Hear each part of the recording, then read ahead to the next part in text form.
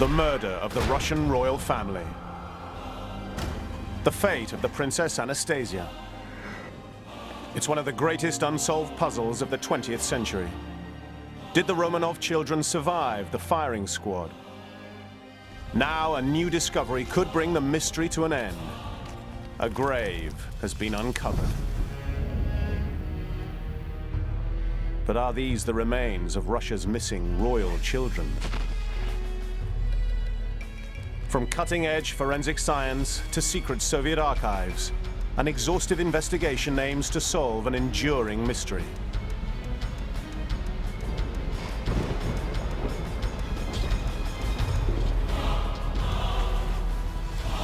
What really happened to Anastasia?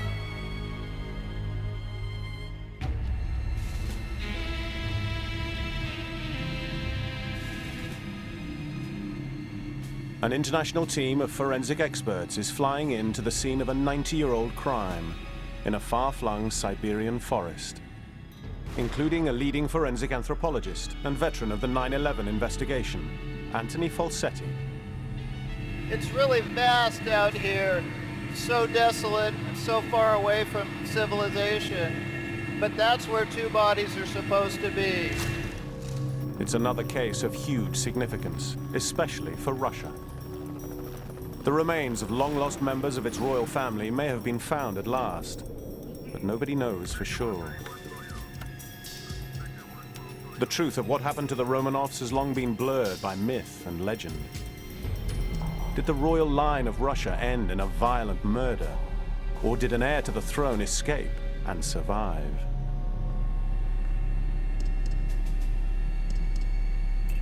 The investigation team also includes Dr. Michael Coble, a leading forensic DNA expert who works for the Pentagon, identifying the remains of American soldiers. With the American military's laboratories at his full disposal, he'll attempt to put names to these mystery bones. The team is headed into a remote forest, 20 kilometers outside the Siberian city of Yekaterinburg.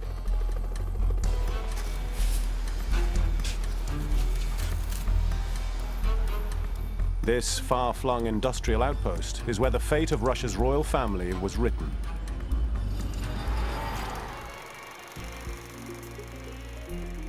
Five children, born into royalty. The Grand Duchesses Olga and Tatiana, the flower of young womanhood. Maria and Anastasia are beguiling teenagers. 13-year-old Crown Prince Alexei is the boy born to be king. Millions of loyal Russians revere them, even worship them. A divine family set on earth to rule the nation. But the Romanov line would end with them. 1917, the Russian Revolution. In its wake, a civil war raged, the Bolsheviks against the Tsarist loyalists.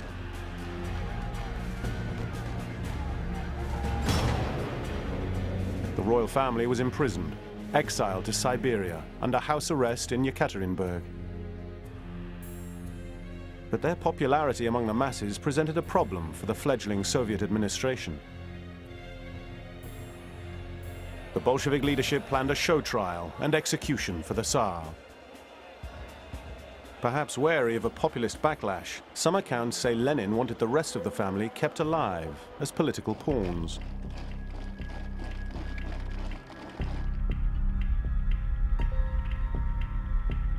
The royal family was dumped 1,500 kilometers away from Moscow, on the unstable fringes of the new Soviet state. Much of the country was still divided in civil war. In July 1918, the Yekaterinburg Reds feared that a Czech army and White Russian forces were on their way to rescue the Tsar. A decision was made to act. Yakov Yurovsky was the hardliner chosen by the local committee to take over command of the House of Exile, where the Tsar and his family were being held. Guards known to have become sympathetic towards the Romanovs were removed. Yurovsky brought in new men with a new mission: to execute the prisoners. In the cellar of this house, in 20 bloody minutes on the night of July the 17th, 1918, the lifeblood of Tsarist Russia was suddenly and shockingly snuffed out. Just after midnight, the new guards roused the royals from their sleep. The family was told that anarchist unrest in the town meant that the upper rooms of the house, vulnerable to any shooting in the streets, had become unsafe. The royal household, the Tsar, his wife, and 5 children, and their 4 attendants, were brought down into the cellar for their own safety.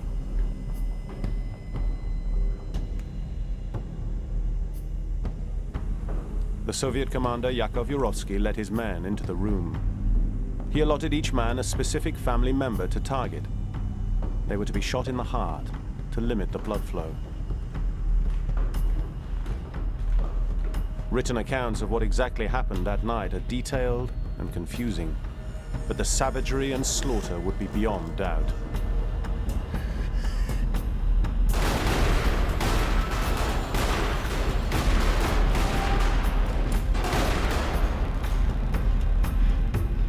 As the smoke cleared, the myth began. Could anyone really have escaped this carnage? The bones now found in the Koptyaki forest may finally provide a definitive answer to this intriguing question. Separating fact from fiction in a case that has captivated popular imagination has proven virtually impossible.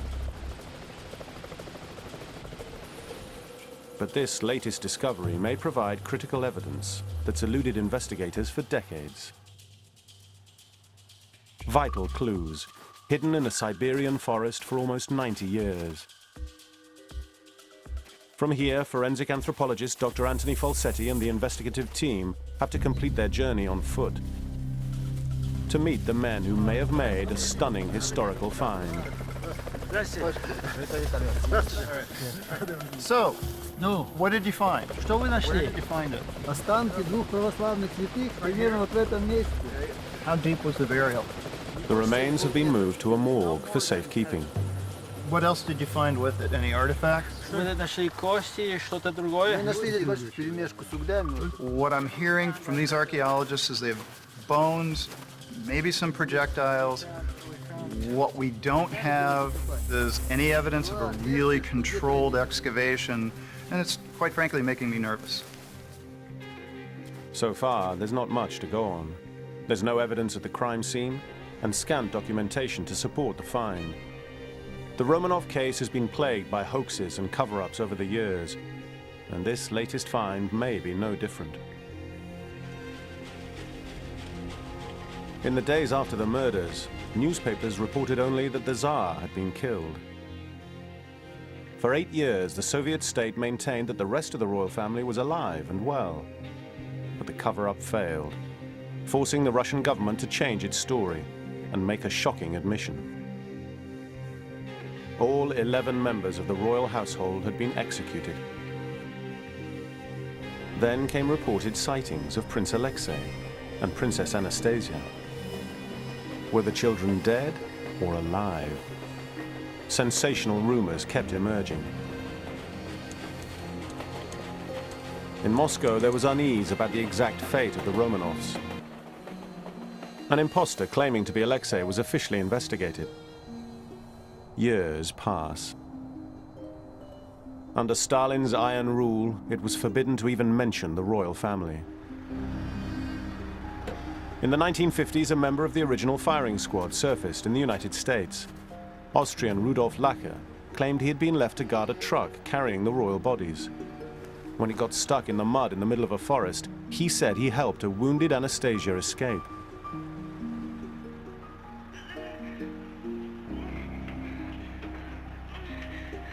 The Romanov legend and rumors of a surviving heir were revived.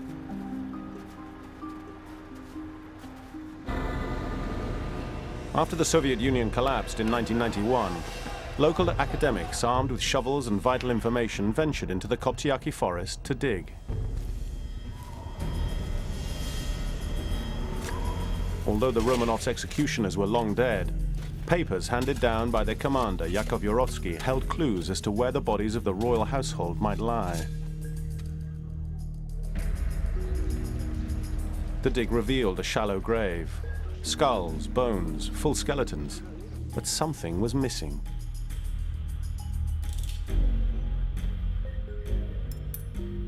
In 1991, 9 sets of remains were found.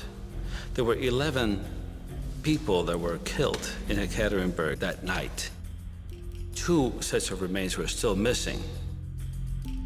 The Tsar and Tsarina, 3 of their daughters, and 4 attendants are identified. But 2 of the youngest royal children aren't among the dead.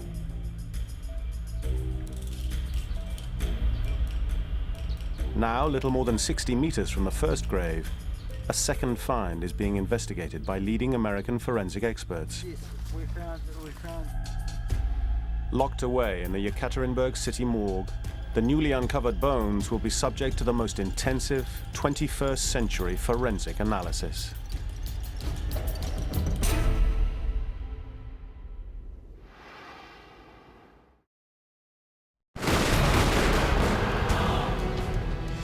Did all of the Russian royals come to a violent end at the hands of Bolshevik executioners? Or could the legends be true? Did 2 of Tsar Nicholas's children survive? Forensic anthropologist Anthony Falsetti and DNA expert Michael Coble are about to get their first look at the bones that may answer these intriguing questions once and for all. Under lock and key in the Yekaterinburg morgue, access to these potentially royal remains is tightly controlled. In the year 2000, the Romanovs were canonized as martyrs by the Russian Orthodox Church. If authenticated, these bones could become holy relics.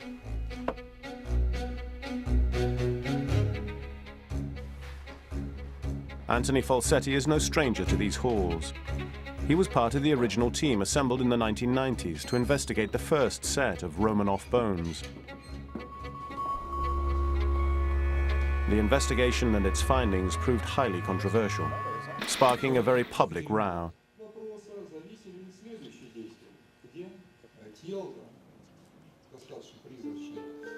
Russian scientists used facial reconstruction techniques to claim that one of the bodies was that of Anastasia, but others were unconvinced. Still more troubling was the body count discrepancy. 2 bodies are still missing, and it is a mystery.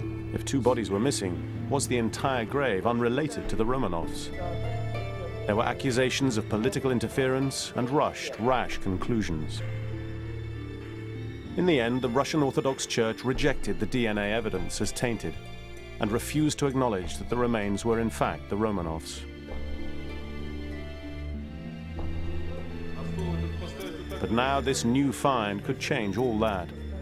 And this time the team wants to avoid the storm of publicity that engulfed investigations in 1991. But the Romanov mystery is an enduring fascination.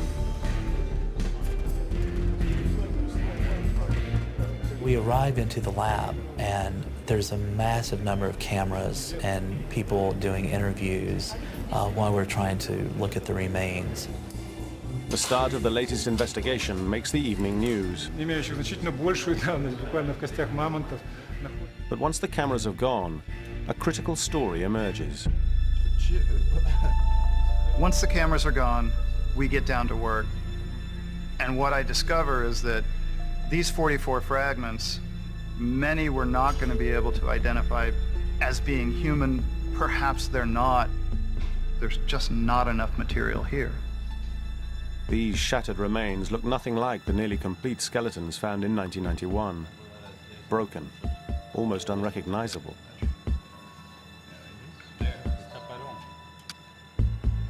But careful inspection by expert eyes reveals the fragmentary remains are human. 2 people. But exactly who are they the remains of? Could these be the bones of Alexei, Maria, or Anastasia? Or do they belong to someone else entirely? The mystery within the mystery is what happened to Anastasia. Did she escape? Or is she here? Right now, I can't tell whether I have 2 females or a male and a female, or whether these fragments are part of the other bones that were already recovered. Handling and photographing what may be the bones of saints is a delicate matter. Each fragment must be handled with the greatest respect and sensitivity.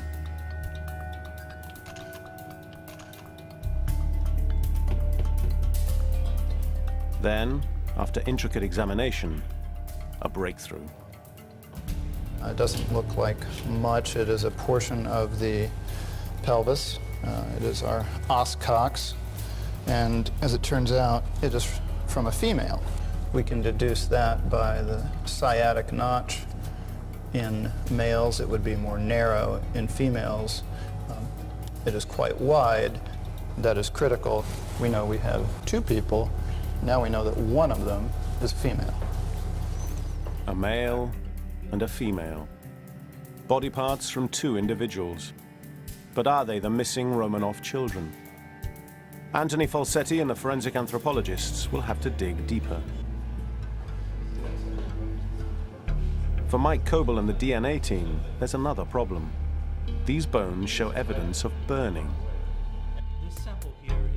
Looking at the remains, I'm beginning to think this is going to be a very difficult case. When the bone is burned, there's a lot of heat generated, which is not very good for DNA. Take our sample from down here, 2.5, 3 centimeter cut. Michael Coble selects fragments most likely to yield readable DNA. Minute pieces will be cut off and sent to his lab in America and to other researchers around the world for independent analysis. These are the fragments that we think. But teasing out the 90-year-old genes that may lie dormant in the fragments will take weeks, and the chances that the DNA has survived intact are slim.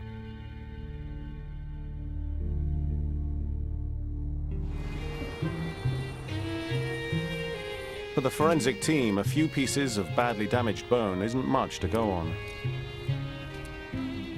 But in the town where the Romanov family met their end, there are more leads to pursue.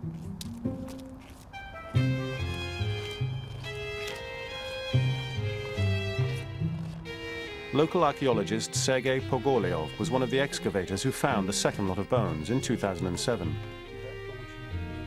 He has kept and carefully stored evidence taken from the grave in the forest. Among the artifacts he's preserved are fragments of a wooden crate, quantities of ash, and some pieces of pottery. Each is a clue to what might have happened when the remains were buried.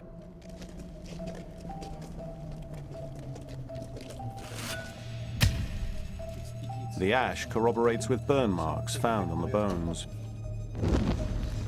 A grim picture is beginning to materialize. What kind of container do you think? The pottery shards are perhaps the most compelling evidence. They match similar fragments found in the nearby grave uncovered in 1991. So these are the ones from 1991? Это 91 года. Other pieces of the puzzle will have to be found and put together correctly before a true picture can emerge of exactly what happened in the forest outside Yekaterinburg more than 90 years ago. The most important pieces to that puzzle. 3 bullets. Exhumed from the grave, these projectiles may be the very bullets that killed the heir to the Romanov throne. If they match the bullets found in the nearby grave in 1991, a conclusive forensic connection could be made between the two graves.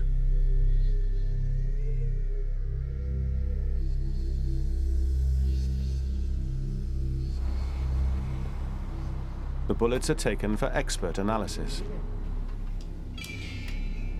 When fired from a gun, a bullet is scored with distinctive scratches as it travels through the barrel.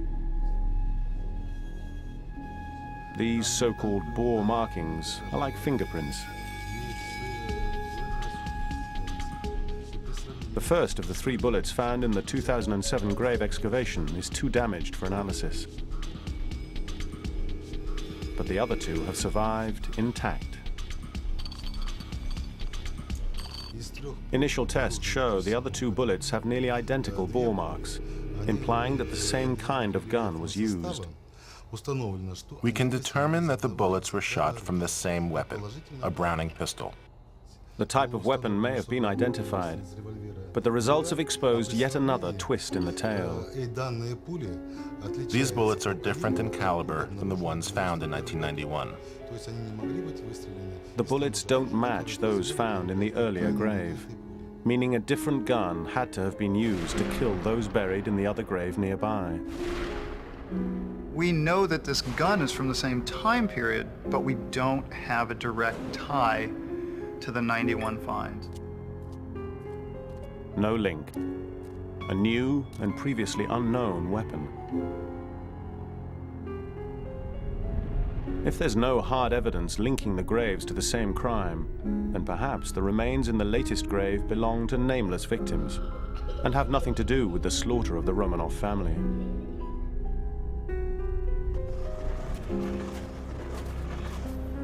So far, forensic investigations haven't been able to link the graves or the remains found inside them. In Russia, the forensic investigator Anthony Falsetti's trail is running cold.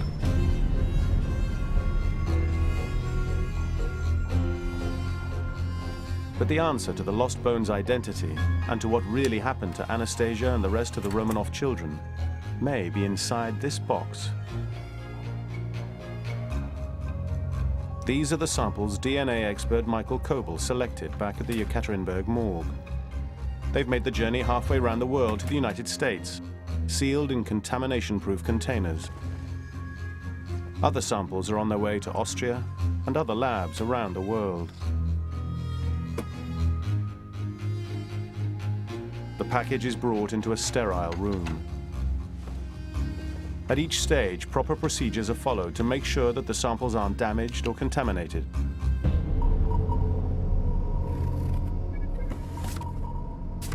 The tiny samples inside weigh just a few grams each. Are these the remains of Alexei, Maria, or Anastasia Romanov?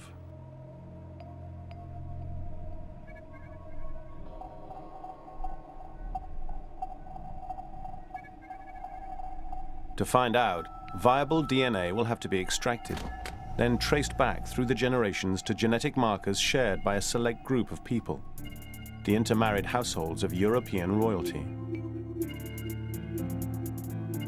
The Romanov children, like the British royal family, were descended from Queen Victoria. The DNA in this royal bloodline bears unique identifying genetic characteristics.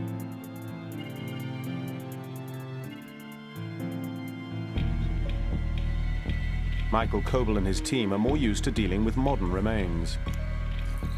These bone fragments are nearly a century old, and teasing viable DNA out of them won't be easy. DNA is fragile and easily damaged by the ravages of time. They've endured almost a century below ground in a climate of extremes, well below freezing in winter and swelteringly hot in summer.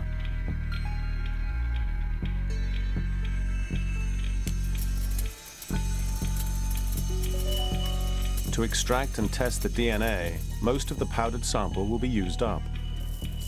If this first attempt fails, there might not be enough material left over for a second definitive DNA analysis. And the mystery of Russia's royal grave may never be solved.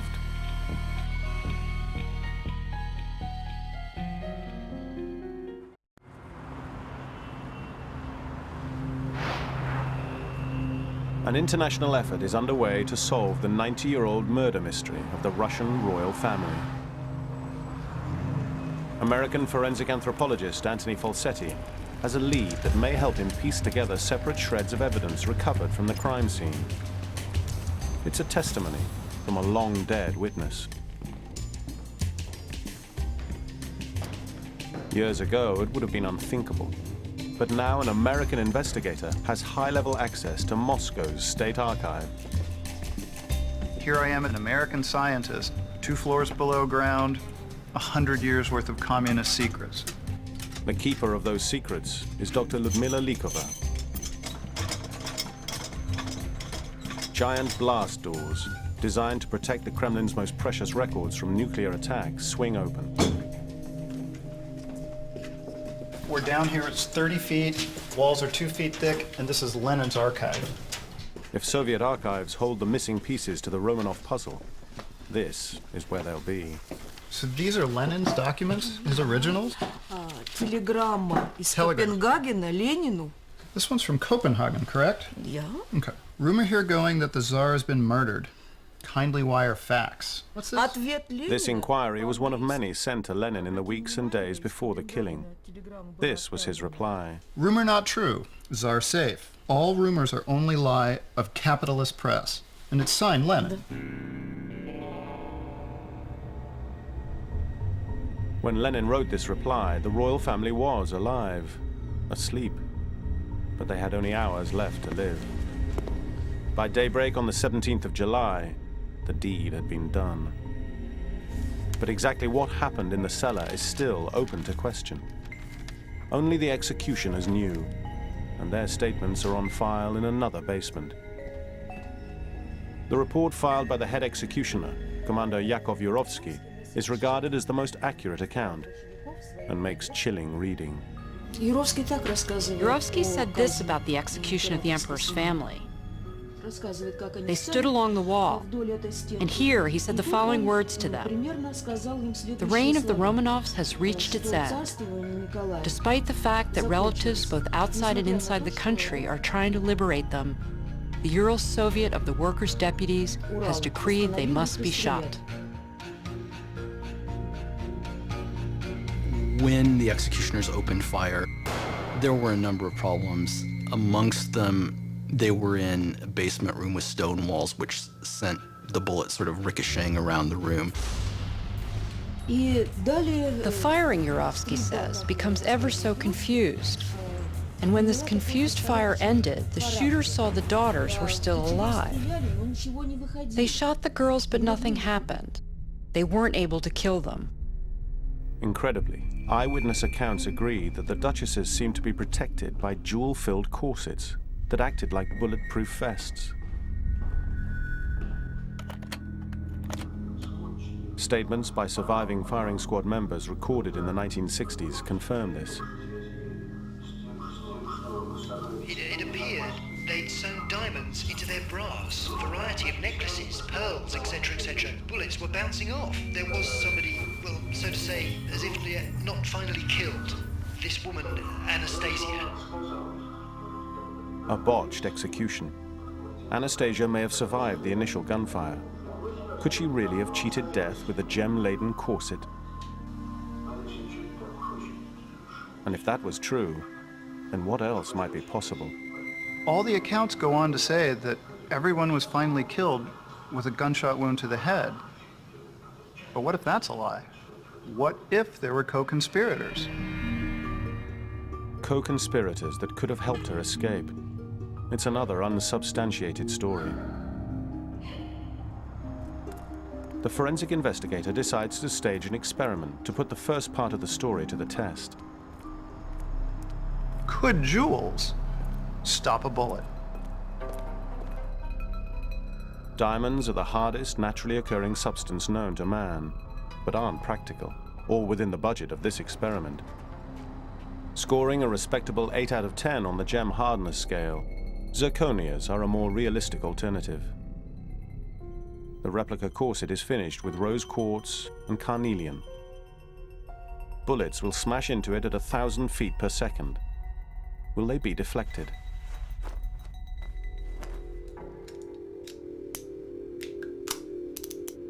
Interior Ministry Colonel Vladimir Soloviev is the leader of the Romanov investigation. He's got special permission to handle the actual guns fired by Yurovsky and his execution squad. Tsar Nicholas II was killed with this pistol. This second pistol was also in the basement of the Impatiev house, and it may have been used to kill other members of the Tsar's family. This pistol was also used in all the events in the Impatiev house. It's a grotesque feeling to be in the presence, to hold the weapons that killed this family. The original guns can't be used in the experiment, but the investigation has provided duplicates, guns from the same era, but with less iconic value. The reconstructed dual corsets are placed on a mannequin.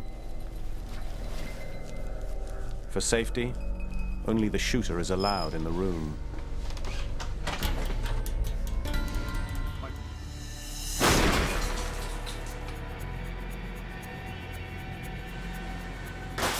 Could a diamond corset have shielded Anastasia from a hail of bullets?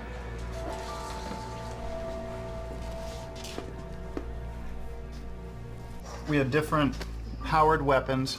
They were fired sequentially, and what we have on the first two is clearly some fragmentation.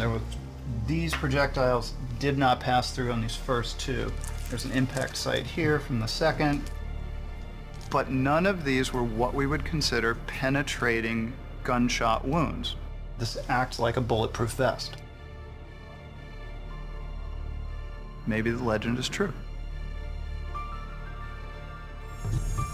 Perhaps the bones found in the forest aren't from people killed in the basement that night after all. A gunshot aimed at the heart, deflected by jewels sewn beneath the clothes. The accounts that bullets ricocheted, that Maria or Anastasia and Alexei perhaps survived the initial gunfire, are becoming plausible. For almost a century, these accounts have been the basis for many spurious claims to the Russian throne.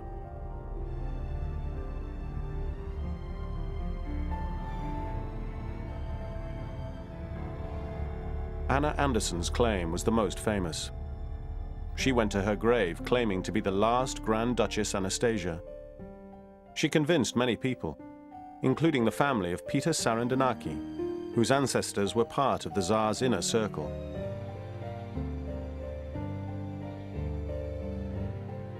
My mother-in-law, to her dying days, to her last day, believed that Anna Anderson was Anastasia.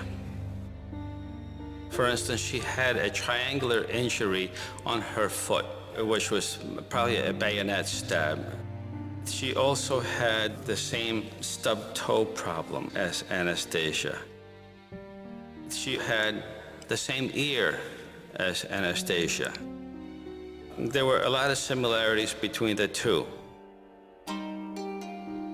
Despite her persuasive story, DNA testing after her death revealed her true identity.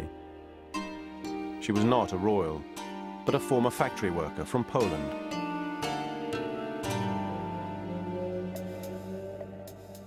But determining whether the latest remains are those of the Romanov family or simply another case of mistaken identity will take time.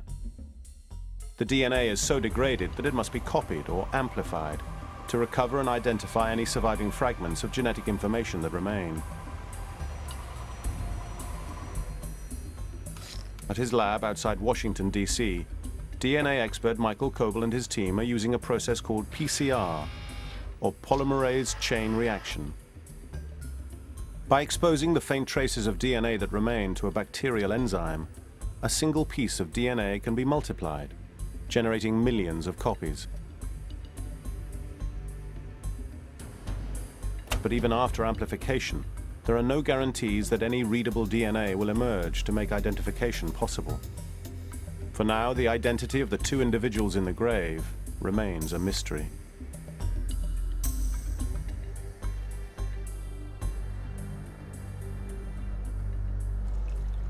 While the search for viable DNA continues in America, in Russia, the search for clues has come to an end.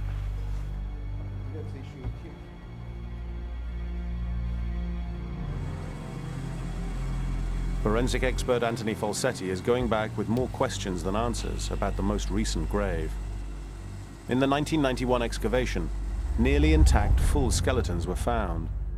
But in the grave uncovered in 2007, only fragments were unearthed. Why were there so few bones? Less than 10% of a full skeleton was found. But even these scant remains can reveal more than DNA.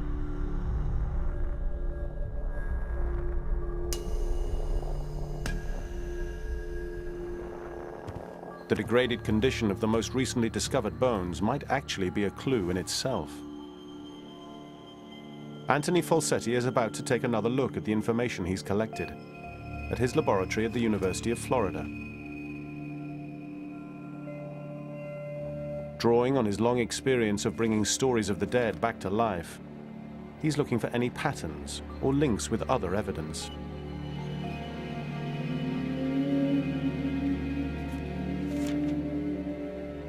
He'll comb through the accounts of the executioners and see if the history and bones tell a common story.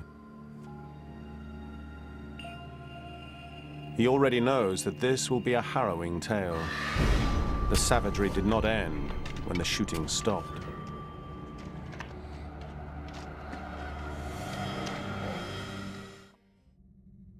Firing squad leader Yakov Yurovsky wrote that after the killing was done, he feared that loyalist troops might catch them red-handed. The plan was for a quick and clean disposal. But as the bodies were being loaded into a truck, the plan unraveled. As they were lifting up one of the bodies, she sat up and screamed. It was either Marie or Anastasia. We know that 2 of the Grand Duchesses left that room alive. Ermakov grabbed a nearby rifle and ended up smashing them repeatedly in the face until they stopped screaming.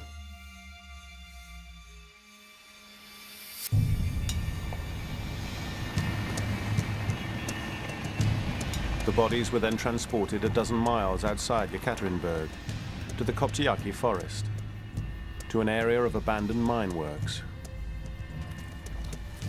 So here's what we know. The bodies were taken into the forest.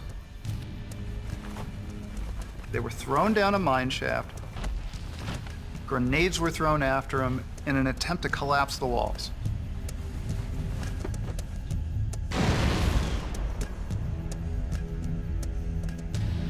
The bodies were only partially hidden.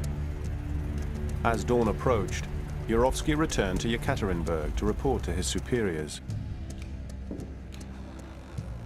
Misfortune struck again.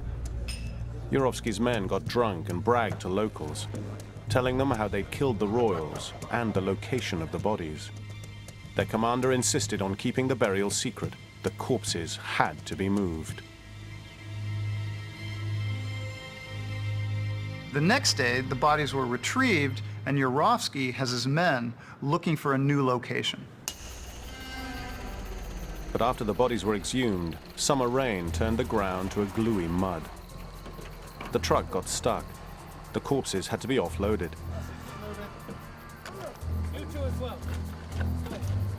Commander Yurovsky was exhausted, and his men became mutinous. He decided to try burning 2 of the bodies. To make the process easier, his men were ordered to dismember the corpses.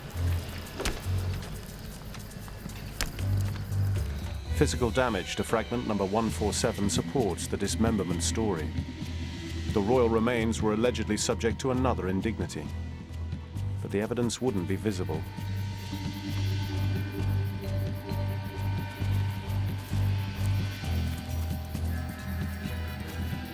Yurovsky claimed that his men poured acid over the corpses to disfigure them beyond recognition.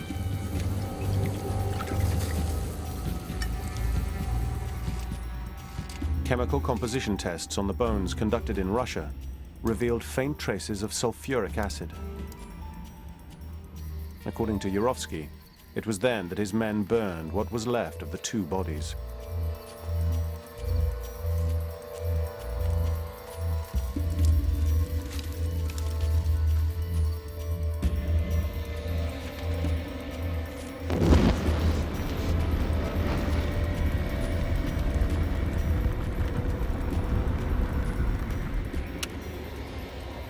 It's another element of the story that can be put to a forensic test.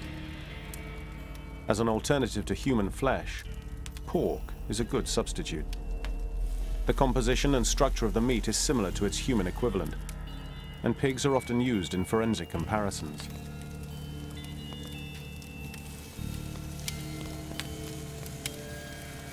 We know that they had between an hour and a half and 3 hours to completely consume 2 human bodies. 3 hours later, the pig carcass is charred, but still intact. What we've demonstrated here is it's not possible to consume a body in a fire. Certainly not one for 3 hours, relatively low temperatures. Yurovsky's plan to incinerate the corpses was more than a failure. It was a fiasco. Dawn was breaking, and there were still 9 bodies in the truck. A drastic change in tactics was in order. He claimed his men dug a second pit further to the west, that they threw the remaining 9 bodies into the pit, poured acid on them, and then covered them with planks and soil. What we know about history is being reflected by the evidence. But circumstantial evidence will not be enough to put the legend of Anastasia's escape to rest. To prove that the remains are not part of some elaborate hoax, historical accounts must be corroborated by the irrefutable. DNA. Do these new bodies belong to Russia's royal bloodline? By most accounts, Tsar Nicholas II and his royal family were a close, tight-knit group, frequently seen together. Filmed here on a cruise when the children were still very young.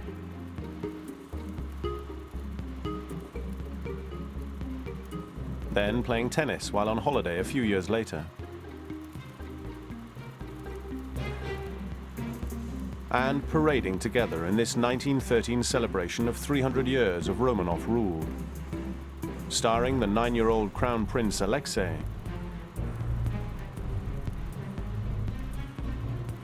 and the 4 daughters about to bloom into womanhood. But were the Romanovs as inseparable in death as they were in life? DNA evidence gathered from the second and most recent grave attributed to them will tell the story. 5 months after first selecting the bone samples for analysis, DNA expert Mike Coble is now ready to share his findings. Let's see what you've got. The first thing that we should look at is here. This is the marker that determines sex. And sample 146, there's an XY, which means this is a male sample. Right. And then 147 has 1 X peak, and this is what we see with females. So far, the DNA only demonstrates that there were 2 bodies in the grave, 1 male, 1 female.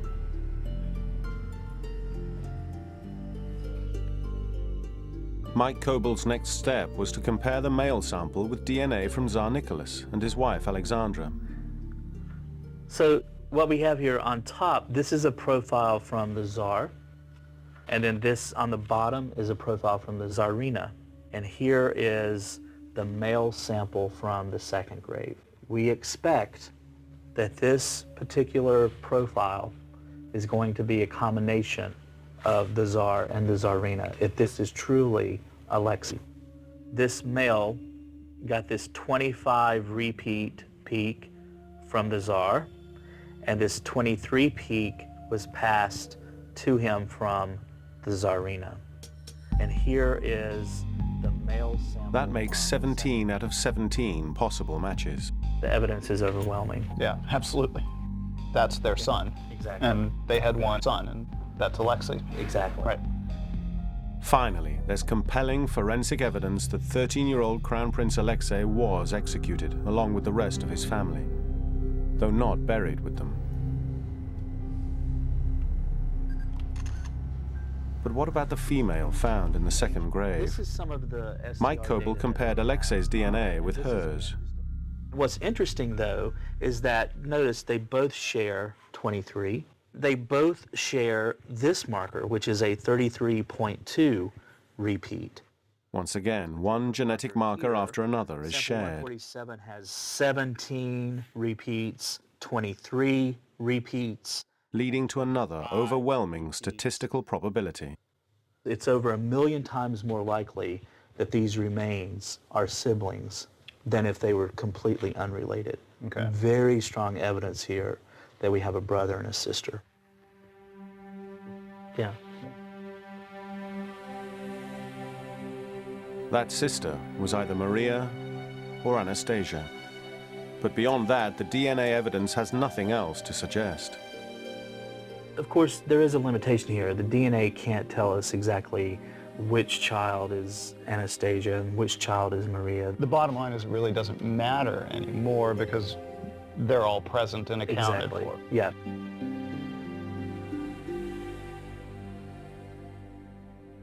After almost an entire century, the final chapter of the Romanov dynasty can be written at last. Anastasia, the youngest Romanov daughter, did not escape the firing squad. Like her mother, her father, her baby brother, and her 3 older sisters, Anastasia was shot to death in July 1918, 1 month after her 17th birthday. She was buried along with the others among the towering birch trees.